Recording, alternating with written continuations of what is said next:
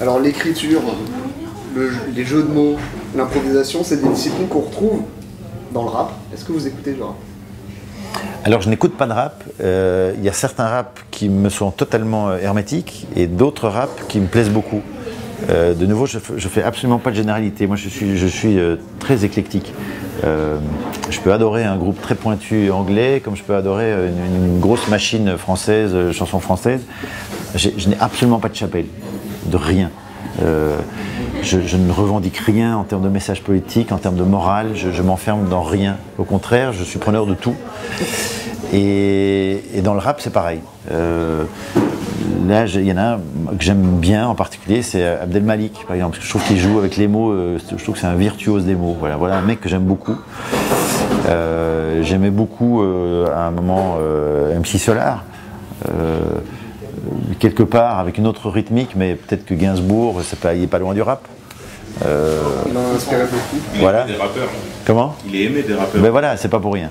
Donc, oui, donc j'aime certains raps, oui, mais j'aime pas tous les raps. J'aime la chanson française, pas toute la chanson française. Je suis plus hermétique au hard rock, par exemple. Je comprends rien. Le hard rock, je comprends rien. Vous êtes plus sensible. Rien. Je comprends rien. Vous êtes plus sensible au texte qu'à la mélodie, j'ai l'impression. Eh bien, vous citez des lyricistes. C'est un vrai paradoxe, parce que moi, quand j'écoute de la musique, sauf si je fais l'effort d'écouter, de me concentrer, auquel cas, évidemment, on parle des textes, comme Gainsbourg ou tout. Mais la porte d'entrée, moi, de base, c'est la musique, c'est les mélodies. Et c'est la mélodie qui m'emmène au texte, et pas l'inverse. Je suis happé par les mélodies, mais 10 fois, 15 fois, 20 fois, je vais écouter une chanson, pas une fois, je vais capter le texte. Ce n'est au 25e passage que je vais commencer à écouter le texte. C'est vraiment ça, c'est la mélodie. Mais la mélodie, c'est une écriture.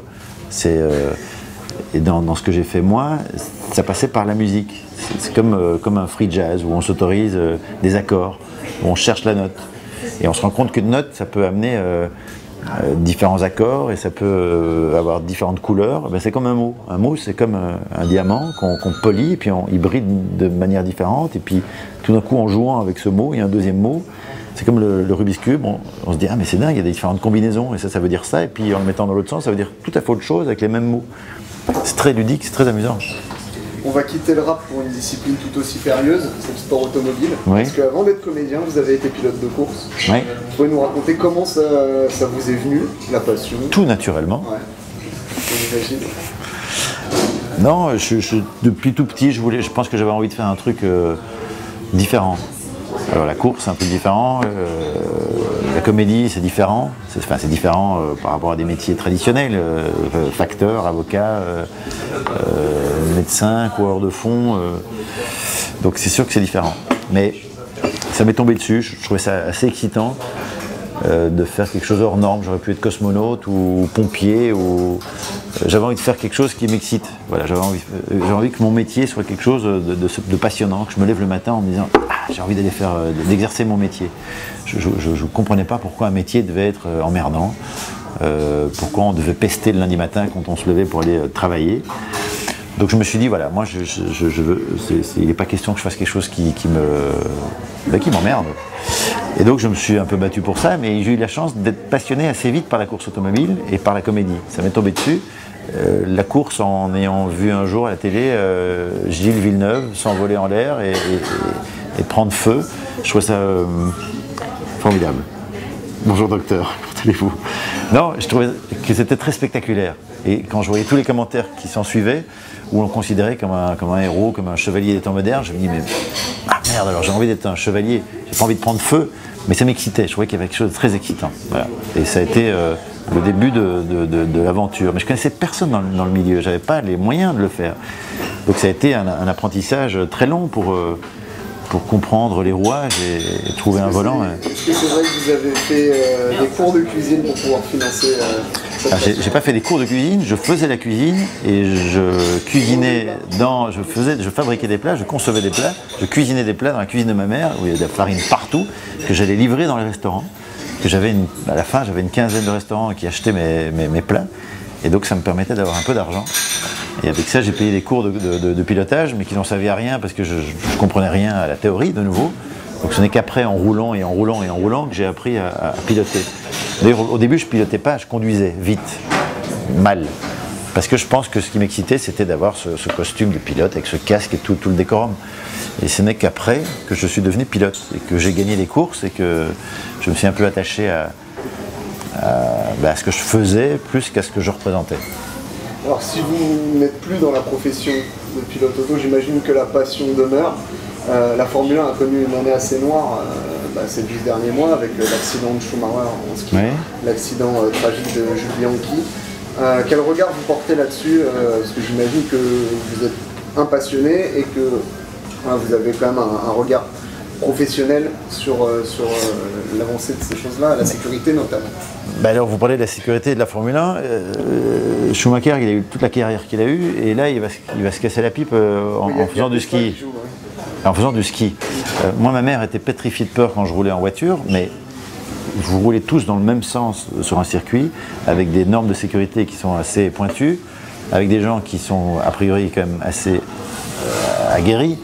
Donc pour moi, c'est infiniment moins dangereux de rouler sur un circuit dans ces conditions-là que de prendre la route et de croiser une grand-mère qui ne sait plus trop comment on va à gauche ou à droite. Moi j'ai failli me prendre une voiture en face, j'étais sur l'autoroute, il y avait une voiture fantôme qui roulait sur la bande de gauche. J'ai l'impression de prendre beaucoup plus de risques quand je suis sur le périph' ou sur une autoroute que quand je suis sur un circuit automobile. Ça c'est indéniable. Et l'accident de Jules Bianchi, c'est un concours de circonstances malheureux. C'est vraiment c'est la faute à pas de chance. Vraiment pas de chance. Parce que la F1 depuis quelques années est quelque chose d'assez encadré. Et donc ouais, la course c'est moins dangereux que d'aller faire ses courses. Alors, je crois que c'est votre femme qui a eu un rôle dans l'arrêt, ou en tout cas dans la transition. Mais dans ma vie. Oui, déjà. Hein. Elle a le rôle principal. Mais de la transition entre le métier de pilote et celui de comédien, c'est elle qui a fait cette transition en vous demandant d'arrêter ou... Mais elle a été à l'origine de pas mal de mues. Dans la course, elle n'était pas forcément fan de ça et donc moi j'avais besoin en fait d'avoir un regard, j'avais besoin qu'elle soit séduite.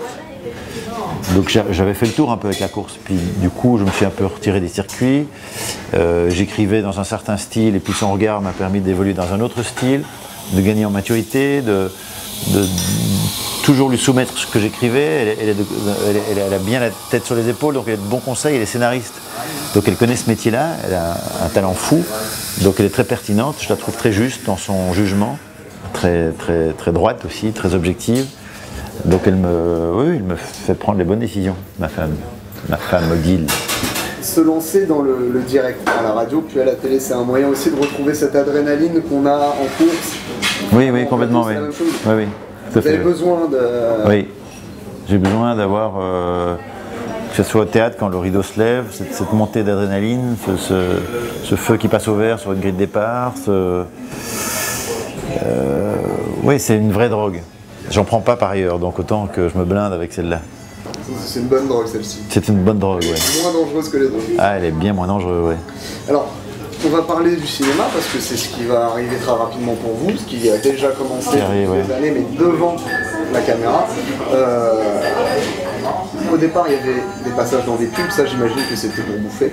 C'est toujours pour bouffer, je le fais de temps en temps. Ça me permet de gagner du temps pour d'autres choses que j'ai envie de faire plus pointues ou qui demandent du temps. Donc j'ai la chance de pouvoir faire des pubs. Et quand je dis la chance, c'est la chance de pouvoir gagner de l'argent vite et bien, et de passer plus de temps sur des choses qui n'aboutissent pas toujours, ou de pouvoir avoir la plus grande liberté, c'est d'avoir du temps. Et donc je me sens libre quand je fais ça, quand je fais des pubs, et puis du coup je peux me consacrer à l'écriture, je peux me consacrer à d'autres choses qui sont plus productives. Alors il y a notamment eu la série Fille dans ta chambre, oui, sur France Télé. Absolument, écrite par ma femme Guy. Oui, parce que ça marche beaucoup en duo chez vous. Absolument. Il y a aussi plusieurs rôles au cinéma. Oui. L'année 2014 va être assez chargée aussi, je crois que vous êtes à l'affiche de plusieurs films. Je viens de tourner le dernier film de Patrice Lecomte. J'ai un second rôle avec Christian Clavier, Carole Bouquet, Valérie Bonneton, Rossini Palma. C'était formidable. J'ai adoré tourner pour Patrice, j'ai adoré rencontrer Christian Clavier, qui est un type formidable. un acteur très complet, très professionnel, très partageur. C'est peut-être pas l'image qu'il donne, qu'il dégage. Et donc c'était une vraie belle surprise. Tourner avec Earl Bouquet, ça a été formidable. J'ai retrouvé ma camarade Valérie Bonneton qui est juste inouïe. Donc c'était vraiment une partie de plaisir. Et puis là, je démarre dans quelques jours le tournage d'un premier film de Quentin Reynaud et Arthur Delair. C'est leur premier film. C'est une très jolie comédie. Où là, c'est mon premier rôle au cinéma, où j'aurai la grande chance d'être le mari d'Isabelle Carré et le beau-frère d'Alex Lutz. Et voilà, donc ça c'est une belle histoire qui va démarrer dans quelques jours. J'en suis ravi. Alors là, c'est le parcours de Stéphane De Groot, l'acteur. Il y a aussi Stéphane De Groot, le réalisateur. Alors, on a déjà eu avec Palais de Justesse, qui est un court-métrage. Oui. Un premier aperçu, qui va suivre avec un premier long-métrage produit par Danny Boone. Danny Boone, une personnalité très importante dans la carrière. C'est un mec que j'ai rencontré, on s'est croisés, on s'est loupés, puis on s'est retrouvés. C'est quelqu'un que j'aime pour sa simplicité, pour son humanité, pour le décalage entre sa carrière, le succès fou qu'il a, inouï, son statut et puis l'homme. Donc voilà, moi je suis très séduit par ça. Et puis on s'est bien trouvé. Il a produit mon court-métrage, Palais de Justesse, mais ça s'est produit en très peu de temps. Je lui en ai parlé, il l'a lu, et un mois plus tard on tournait avec François Berléand, Pascal Arbillot, Dany qui joue dedans, moi je joue dedans. Il y a une apparition de mon ami Laurent Bateau là aussi. Voilà, donc ça a été une aventure incroyable parce que j'ai découvert ce que c'était que se retrouver derrière une caméra. Et puis là je suis en écriture du long. J'expérimente différentes pistes, mais je suis dedans et je suis très excité à l'idée d'un jour pouvoir le réaliser. Et puis avec les tournages qui s'offrent à moi, ça va être pas pour tout de suite, mais c'est un des projets prioritaires que je nourris. Oui. Vous pouvez nous donner justement quelques petites pistes sur le contenu du film, peut-être son titre, qui y aura dedans. Est-ce que vous apparaîtrez à l'écran? Alors moi j'ai pas trop envie d'apparaître dedans, mon producteur Dany voudrait que j'apparaisse dedans. J'ai des idées de casting que j'ai listées depuis un moment de par les rencontres que j'ai pu faire au cours de mes rencontres, de mes tournages. Donc il y a des gens avec qui j'ai envie de tourner, que je ferai tourner. Et puis je sais trop frais que pour vous donner une piste précise et du titre et du contenu, mais je me ferai un plaisir de vous raconter ça en détail la prochaine fois qu'on se verra. Ça marche. Merci beaucoup. Merci à vous.